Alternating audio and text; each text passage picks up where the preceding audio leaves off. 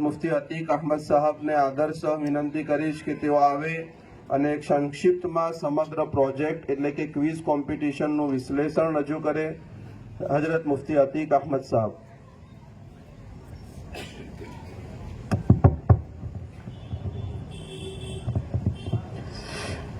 बिस्मिल्लाहिर्रहमानिर्रहीम. मुअज़्ज़ज़ बुजुर्ग और भाइयों बहनों, अब तक तो बड़ी प्यारी प्यारी और मीठी मीठी बातें हम सुन रहे थे, मगर अब कुछ हकीकत आपके सामने अपने इलाके के बच्चों की पेश करने की जसारत महसूस कर रहा हूँ, कोशिश कर रहा हूँ. पहले तो ये समझिए कि ये जो सवाल कंपटीशन था, ये कोई इम्तिहान नहीं था. भाई थोड़ी तवज्जो दीजिए यहाँ पर. ये कोई इम्तिहान नहीं था, यानी ये मकसद नहीं था कि आपका इम्तिहान लिया जावे, एग्जाम लिया जावे, बल्कि मकसद ये था कि हमें इत्मीनान हो कि हमारे इलाके के बच्चे और हमारी कौम के बच्चे एक ऐसा उन्वान और एक ऐसा सब्जेक्ट कि हुजूर पाक सल्लल्लाहु अलैहि वसल्लम की जिंदगी के बारे में उन्हें कितना नॉलेज है. हम और आप जानते हैं कि अगर आप यूट्यूब पर या प्रोग्राम को सर्च करेंगे तो पता चलेगा बड़े बड़े महाराजा और बड़े बड़े साधु और बड़े बड़े गैर मुस्लिम और बड़े बड़े ऐसे इंसान, बल्कि साइंटिस्ट ऐसे गुजरे हैं जिन्होंने हुजूर पाक सल्लल्लाहु अलैहि वसल्लम की सीरत को बयान किया है. आका की सीरत उन्होंने बतलाई कि मोहम्मद सल्लल्लाहु अलैहि वसल्लम के अखलाक क्या थे, उनकी आदत क्या थी. गैर मुस्लिम वो मेरे आका को जानते हैं और उन्होंने आका की सीरत का मुताला किया, तो हमारे बच्चों में कितनी जरूरत है इस बात की.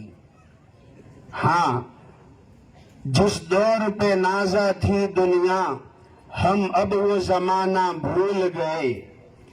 जिस दौर पे नाजा थी दुनिया, हम अब वो जमाना भूल गए. गैरों की कहानी याद रही, हम अपना फसाना भूल गए. और मुंह देख लिया आईने में. अभी प्रिंसिपल सर ने बड़ी अच्छी बात बताई कि हमें कब्र में क्या सवाल होने हैं, क्या पूछा जाएगा. मुंह देख लिया आईने में, पर दाग न देखे सीने में. जी ऐसा लगाया जीने में, मरने को मुसलमान भूल गए. जिस कौम को सबसे पहला हुक्म पढ़ने का आया हो, जिस कौम की सबसे पहली तरबियत तालीम और पढ़ाई से की जा रही हो, उस कौम का बच्चा कितना टैलेंट होना चाहिए, कितना आगे होना चाहिए दीन की तालीम में, दुनियावी तालीम में, हर मैदान में. अब अगर हम एनालिसिस करते हैं, हमारे क्विज कंपटीशन का थोड़ा सा जायजा ले और हमने पूरा नतीजा निकाला और तमाम बच्चों का जब रिकॉर्ड देखा और उनके सवालों के जवाबात का जब गौर से मुताला किया, तो हम बड़े ताज्जुब में पड़ गए. हमारी टीम ने मिलकर, उलमा की टीम ने मिलकर ये सवाल तैयार किए थे. और आपको पता होना चाहिए कि हर दो ग्रुप के अंदर 25% सवाल बड़े आसान थे, 25%, और 50% सवाल दरमियानी दर्जे के थे, और फिर 25% थोड़े से मुश्किल थे, जो थोड़ा सा पढ़ सुनकर हम जवाब दे सकते थे. मगर हमें थोड़ा अफसोस भी हुआ. अभी वो बच्चा कहकर गया, एक सवाल था कि हुजूर पाक सल्लल्लाहु अलैहि वसल्लम की एक सुन्नत को जिंदा करने पर कितना सवाब मिलता है. तकरीबन 20% बच्चों ने उसका जवाब गलत दिया. 20% बच्चे جنہیں یہ نہیں معلوم ہے کہ میرے آقا کی ایک سنت کو زندہ کرنے پر کتنا ثواب ملے گا. اور ہم نے تھوڑا سا تجزیہ کیا ہے، میں آپ کو سنا دوں. یہ میں نے پہلے ہی کہا، امتحان نہیں تھا. ایک ہوتا ہے احسان جتلانا، سمجھ لیجئے، ایک ہوتا ہے احسان جتلانا اور ایک ہوتا ہے احساس جگانا. سمجھ میں آ رہی ہے بات؟ احسان جتلانا تو ہوتا ہے کہ ہم کسی کی بھول نکالے، مگر ایک ہے احساس جگانا. احسان جتلا نہیں رہے، احساس جگا رہے ہیں کہ ہمیں ہمارے بچوں میں کتنی معلومات ہونی چاہیے، اور اگر ابھی ہمارا رزلٹ ایسا ہے تو پھر نا امید بھی نہ ہو. ہم کوشش کریں، ہم محنت کریں، انشاءاللہ اگر 100 پر نظر رکھیں گے تو 50 تک ضرور پہنچیں گے. ہماری نیتیں آگے کی ہو. ایک سوال تھا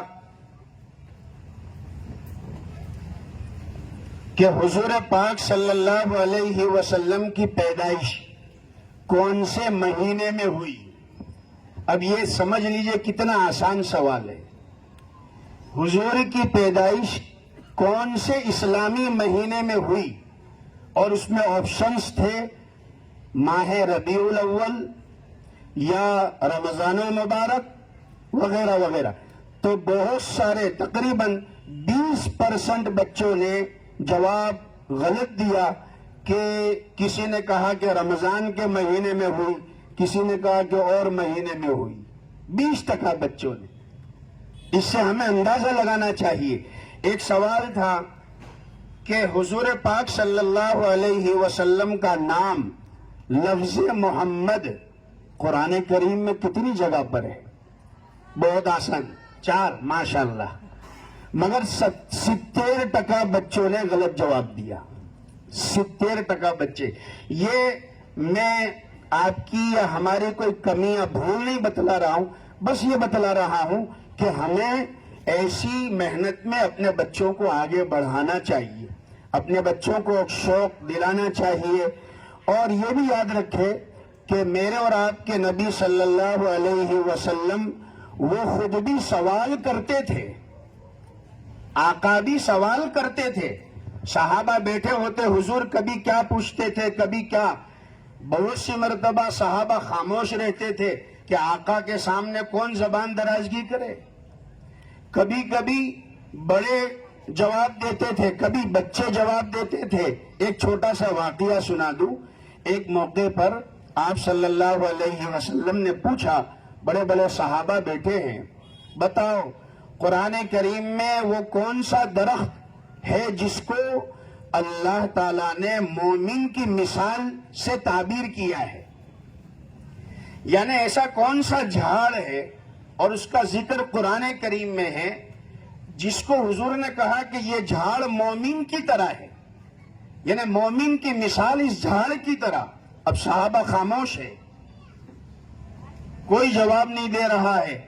حضرت عمر فاروق رضی اللہ تعالیٰ عنہ کے چھوٹے بیٹے حضرت عبداللہ ابن عمر، وہ چھوٹے ہیں، فرماتے ہیں مجھے جواب آ گیا، مجھے معلوم پڑ گیا کہ اس سوال کا جواب کیا ہے، مگر میں بڑے بڑے صحابہ کا اور حضور کا ادب اور احترام کی وجہ سے جواب نہیں دے سکا، خاموش رہا.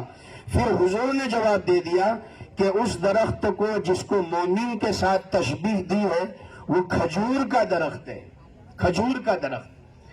تو حضرت عبداللہ ابن عمر مجلس سے باہر نکلے اور ابا سے کہا، حضرت عمر سے، کہ ابا حضور مجھے جواب معلوم تھا مگر میں نہیں دے سکا.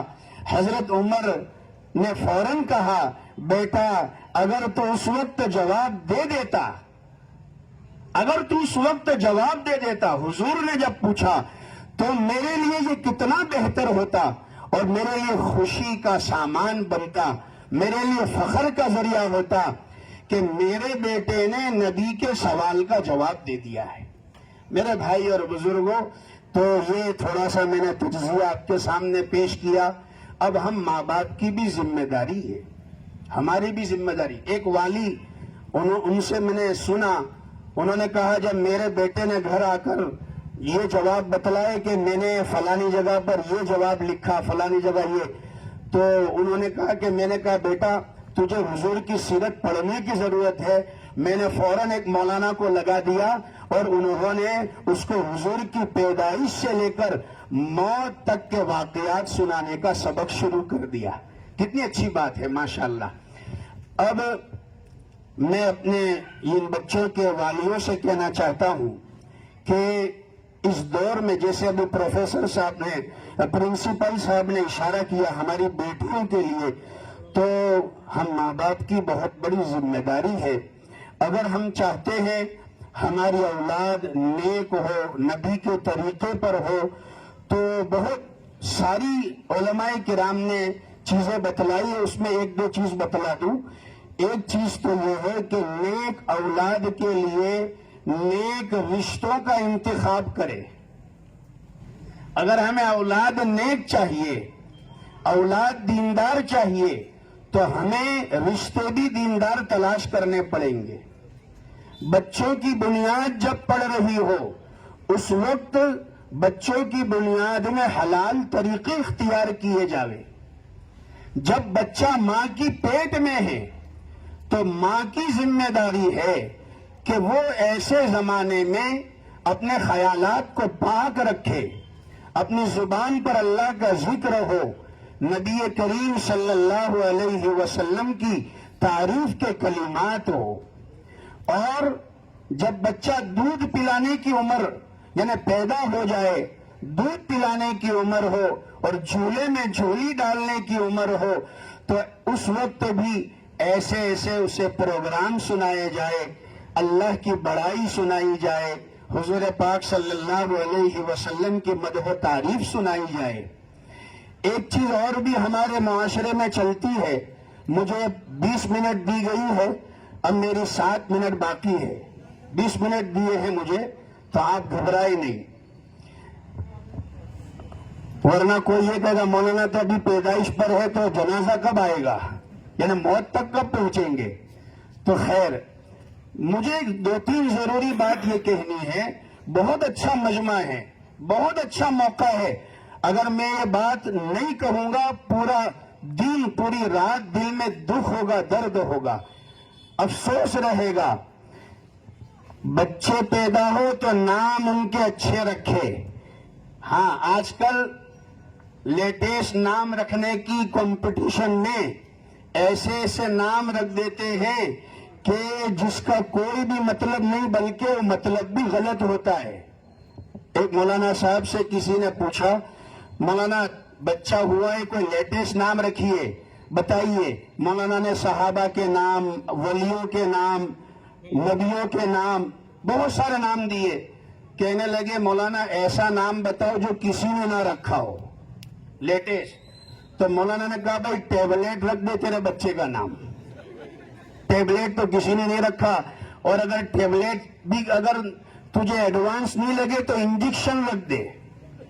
بچوں کے نام ہم ایسے رکھے، اس کا اثر ہوتا ہے. ایک بچی حضور کے پاس لائی گئی، آپ نے پوچھا اس کا نام کیا ہے، تو کہا آسیہ، عین سے آسیہ، ترجمہ ہوتا ہے گنہگار. عین سے اگر کہیں گے آسیہ، عین اور صاد، آسیہ، تو ترجمہ ہوگا گنہگار. آقا نے فوراً کہا نہیں، ان کا نام تبدیل کر دو. تو انہوں نے کہا حضور آپ سے بڑھ کر کون نام بتا سکتا ہے؟ تو حضور نے فوراً اس کا نام جمیلہ کر دیا. یہ حدیث پاک میں واقع ہے، جمیلہ نام رکھ دیجیے. نام کا اثر ہوتا ہے. اس کے بعد ایک اور بات کہنا چاہوں گا کہ اپنی اولاد کو ولیوں کے، صحابہ کے واقعات سناؤ، اچھے اچھے بزرگوں کے واقعات سناؤ، جس سے ان کی ہمت کھلے گی، ہمت افزائی ہوگی، دنیا کی محبت نکلے گی، اللہ اس کے رسول کی محبت آئے گی. ابھی راجستھان کا ایک واقعہ، یہ سوشل میڈیا پر نہیں آیا، بڑا تعجب والا واقعہ ہم نے سنا. ایک عالم صاحب نے بتلایا کہ راجستھان کے اندر ایک آدمی کا انتقال ہوا. اس نے 2 دن پہلے جو ہے منہ میں دانت لگوایا تھا، سونے کا دانت. 2 دن پہلے इंतकाल हुआ तो 4 बेटे थे, चारों बेटे ने सोचा कि अब्बा को दफन कर देंगे तो सोने का दांत तो वेस्ट हो जाएगा। अस्तगफिरुल्लाह, वो आलिम साहब बोलते बोलते रो पड़े। आज की औलाद देखिए, वो कहते कितना कीमती सोना है, बाप के क्या काम आएगा, कब्र में जाएगा मट्टी हो जाएगा। तो कहा चलो इसको निकाल लेते हैं। बाप के मुंह से दांत निकाल रहे, मरा हुआ बाप का चेहरा भी देखकर तरस नहीं आ रहा है। दांत निकाल रहे, नहीं निकला तो पक्कड़ लाए और पक्कड़ से खींचकर बाप का दांत निकाला। अल्लाह अकबर।